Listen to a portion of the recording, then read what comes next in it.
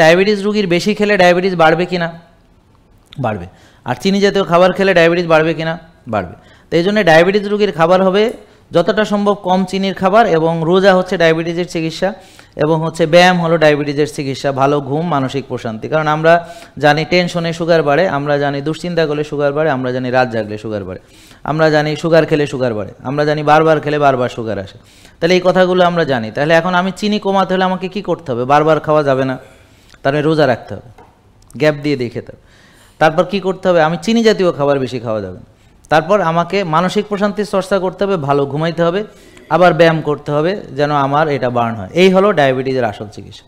তো এখন আমরা যেহেতু ডায়াবেটিসের চিকিৎসা করতে ওষুধ ব্যবহার করি, মনে রাখবেন জীবন আচরণের পরিবর্তনের ফলে বা জীবন আচরণে ভুল করার কারণে, অর্থাৎ আমার খাওয়া দাওয়া, ঘুম, ব্যায়াম ইত্যাদিতে সমস্যা থাকার কারণে যে রোগ তৈরি হয়, সেই রোগটা একটা ট্যাবলেট দিয়ে, দুটো ট্যাবলেট দিয়ে, একটা ইঞ্জেকশন দিয়ে কোনোদিন সমাধান হবে না। দেয়ার ইজ নো শর্টকাট, এটা হবে না, এটা সম্ভব না।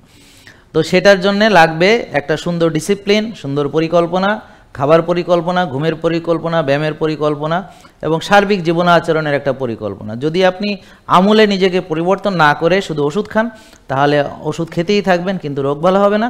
এই জন্য ডাক্তাররা সবসময় বলে ডায়াবেটিস কখনো ভালো হয় না, কিন্তু ব্র্যাকেটে ওষুধ দিয়ে ভালো হয় না এই কথাটা বলে না। আর আমরা বলি ডায়াবেটিস ভালো হয়, ওষুধ দিয়ে ভালো হয় না, লাইফস্টাইল চেঞ্জ করে ভালো হয়।